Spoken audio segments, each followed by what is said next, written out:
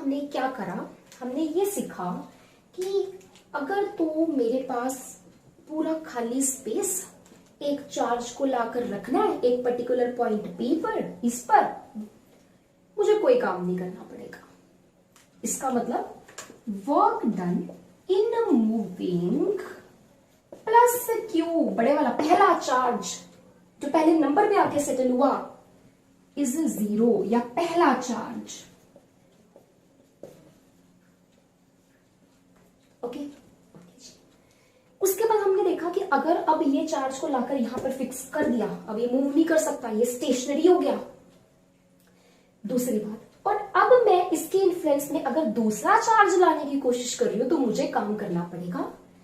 फर्क नहीं पड़ता वो पॉजिटिव हो, फर्क नहीं पड़ता वो नेगेटिव हो, मतलब फर्क नहीं पड़ता दोनों की पोलैरिटी सेम है, फर्क नहीं पड़ता दोनों की पोलैरिटी डिफरेंट है, काम तो दोनों केस में करना ही पड़ेगा। फर्क इसमें पड़ता है कि आपको काम किस डायरेक्शन में करना पड़ेगा। क्या ध्यान में रखना है कि जो चार्ज है वो इस पॉइंट पर आए और इस तरह से आए कि उसके पास काइनेटिक एनर्जी ना हो। कहने का मतलब मैं जितना काम कर रही हूं वो इस तरह से करूं कि चार्ज कोई काइनेटिक एनर्जी एक्वायर ना करे। जो पहला केस था उसमें हमने ये देखा था कि इलेक्ट्रोस्टैटिक फोर्स इसको इधर खींच रहा है, एफ इलेक्ट्रिक, जो कि कूलम लॉ से देते हैं हम, तो इधर लाने के लिए हमें इधर अपना वर्क डन करना पड़ा, वर्क डन बाय अस, जो हमें करना पड़ा क्योंकि चार्ज इधर आ रहा है, वर्क डन भी इधर कर रहे हैं, फोर्स भी इधर लगा रहे हैं। इसका मतलब इस केस में वर्क डन पॉजिटिव होता है जब दोनों चार्जेस की पोलैरिटी सेम हो।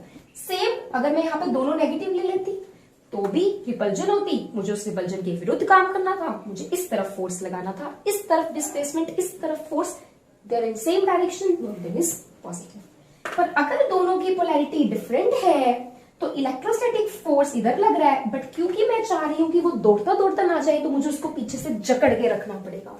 पीछे से जकड़ना मतलब मुझे इस तरफ को अपना फोर्स लगाना पड़ेगा, बाय मी, हमें अपना फोर्स लगाना पड़ेगा। इधर जा रहा है, हम फोर्स इधर लगा रहे हैं तो work done is negative because force and displacement are in opposite direction. दोनों केसेस में वर्क करना पड़ेगा सेकेंड चार्ज को पहले वाले चार्ज के प्रभाव के अंडर लाने में। अगर ये चार्ज ना होता तो 0 वर्क डन करना पड़ता, कोई रिपल्जन नहीं, कोई अट्रैक्शन नहीं, कोई वर्क डन नहीं करना पड़ता। ठीक है, अब मैंने आपको ये कहा कि हम इस तरह से वर्क डन कर रहे हैं कि मेरे चार्ज की काइनेटिक एनर्जी ना बढ़े, और मुझे पता है कि जब भी मैं कोई काम करती हूं it is converted in form of energy. तो इसके ऊपर मैंने काम किया, छोटे से चार्ज के ऊपर, सेकेंड वन के ऊपर, पर उसकी काइनेटिक एनर्जी को बढ़ने नहीं दिया। तो we know that work is converted into energy, पर मैंने काइनेटिक एनर्जी को बढ़ने नहीं दिया। मैंने ध्यान रखा कि काइनेटिक एनर्जी ना बढ़े। इसका मतलब my work done on this charge has been converted into the potential energy. मेरे वर्क ने इसको कौन सी एनर्जी दी? पोटेंशियल एनर्जी दी, क्योंकि हमने इसकी पोजीशन चेंज करी है। हमने इसकी पोजीशन चेंज करने में काम किया है, इस तरह से पोजीशन चेंज करी है कि काइनेटिक एनर्जी ना आए। समझ आ रही है मेरी बात? इसका मतलब my work done is converted into the potential energy, and this potential energy of this charge second one, क्योंकि इसके ऊपर काम किया तो इसकी पोटेंशियल एनर्जी होगी, is known as the electrostatic potential energy of this charge to move it from infinity to a particular point A और A dash under the influence of this plus Q charge और minus Q charge.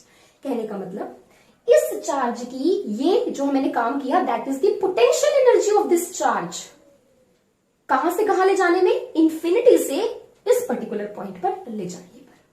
सो इस particular point पर ले जाने पर ये potential energy होगी। अच्छा, अगर मुझे इसको और पास लेकर जाना है इस तरफ तो मुझे और काम करना पड़ेगा। तो इस केस में चार्ज को इंफिनिटी से इस पॉइंट पर ले जाने के लिए जो काम किया वो होगी चार्ज की पोटेंशियल एनर्जी, जब आप उसको इस पॉइंट पर लाकर रोक रहे हो। समझ आ गई मेरी बात? तो बेटा इलेक्ट्रोस्टैटिक पोटेंशियल एनर्जी क्या होती है? It is the amount of work that is being done on a charge to move it from infinity to a particular point in space. जितना काम हमने उस चार्ज पर किया कि वो इंफिनिटी से उस पॉइंट पर आ जाए, that is the potential energy associated with that charge to move it to a particular point. समझ आ गया? अच्छा, अगर मैं आपको ये कहूं कि आपके पास एक चार्ज ये है Q1, एक चार्ज है आपके पास Q2, तो ये आपके पास एक अरेंजमेंट हो गई। अब मैं आपको कहूं कि आपने इस पहले वाले चार्ज को लाने के लिए कितना काम किया, तो आप कहोगे मैम हमने तो 0 काम किया, क्योंकि तब ये वाला चार्ज नहीं था। इसको लाना था, कोई भी नहीं था स्पेस में, हमने 0 काम किया। तो इसको लाने के लिए हमने किया 0 काम, तो इसकी पोटेंशियल एनर्जी क्या हो गई? 0। इसको लाने के लिए हमने क्या काम किया? हमने कुछ काम किया, क्योंकि मुझे पता है जब एक चार्ज फिक्स हो गया तो दूसरे चार्ज को लाने के लिए आपको काम करना पड़ता है। तो इसलिए इसके ऊपर आपने जो काम किया that is let us suppose W। ठीक है, तो total work that is done to keep this 2 charges. दोबारा सुनिए, Q1 चार्ज को लाने के लिए आपने 0 काम किया, Q2 चार्ज को लाने के लिए आपने कुछ काम किया, उसके एक्सप्रेशन निकालना अभी बाकी है, वो मैथमेटिक्स में आएगा, मैथमेटिकल पार्ट में। तो आपने कुछ काम किया, आपने क्या किसके लिए काम किया? इस चार्ज को इंफिनिटी से इस पॉइंट पर लाने के लिए, ताकि ये अरेंजमेंट बने, वो काम आपने किया W। तो आपने टोटल काम कितना किया? इन 2 चार्जेस को इस तरह से अरेंज करने के लिए कि इनके बीच का डिस्टेंस ये हो, ये यहां पर हो, ये यहां पर हो। इस अरेंजमेंट को बनाने के लिए बेटा, इस अरेंजमेंट को इस तरह से इनको अरेंज करने के लिए आपने कितना काम किया? इसके लिए 0, इसके लिए W। तो टोटल काम is 0 plus W is W। तो ये जो टोटल काम किया आपने, दोबारा से ये जो टोटल काम किया आपने to have this arrangement of charge, it is known as the electrostatic potential energy of this arrangement. कहने का मतलब दोनों में डिफरेंस है, अच्छे से सुनिए। इलेक्ट्रोस्टैटिक पोटेंशियल एनर्जी एक चार्ज की क्या होगी कि उस चार्ज को इस पॉइंट पे लाने के लिए कितना काम किया, और एक सिस्टम की क्या होगी कि आपने इन चार्जेस को इस तरह से अरेंज करने में कितना काम किया। दैट इज आपको हर की पोटेंशियल एनर्जी एड ऑन करनी पड़ेगी। दोबारा से, जब आप एक चार्ज लेकर आए, ठीक है, तो आपने कोई काम नहीं किया। जब आप दूसरा लेकर आए इस पॉइंट पर, तो आपने कुछ काम किया, क्योंकि हमने देखा कि हमें कुछ काम करना पड़ता है, और वो पॉजिटिव और नेगेटिव वो डिपेंड करता है कंडीशंस पर, इनकी पोलैरिटीज पर। एक्सप्रेशन क्या है वो हम अभी निकालेंगे।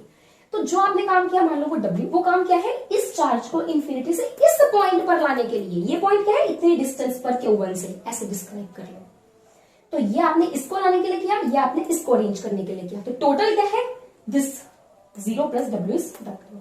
इसका मतलब आपने ये काम किया इस अरेंजमेंट को बनाने के लिए, दोनों को। ये क्या होता है? This is the electrostatic potential energy of the configuration. Configuration मतलब इस अरेंजमेंट के लिए ये होगी इलेक्ट्रोस्टैटिक पोटेंशियल एनर्जी।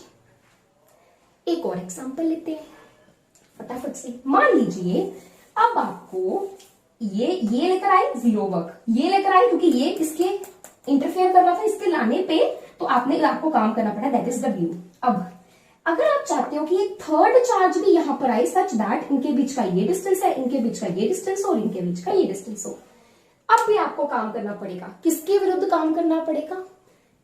इसके और इसके। इसका एक्सप्रेशन हम नेक्स्ट वीडियो लेक्चर में निकालेंगे। तो इसका मतलब अब आपने मान लो काम किया W dash. 0 is the work done to arrange this Q charge firstly. ये पहले नंबर पे आया, ये दूसरे नंबर पे आया, तो आपने निकाल लिया कि W is the work done to bring this Q2 charge at this point, जब ये ऑलरेडी आ चुका था। और W dash is the work done to bring this Q3 charge at this point of the space। इस point को हम describe कर सकते हैं by giving the separations। So W dash is the work done to bring this Q3 charge at this point। और कब? जब already ये दोनों प्रेजेंट हैं। So total amount of work पूरा नेट काम आपको कितना करना पड़ा इन तीनों को इस तरह से अरेंज करने के लिए, that is 0 plus W plus W dash. So this is the amount of work that you have to do to arrange the three charges in such an arrangement, to have such arrangement of the three charges. So this is known as the electrostatic potential energy of this configuration या फिर of this arrangement of charges.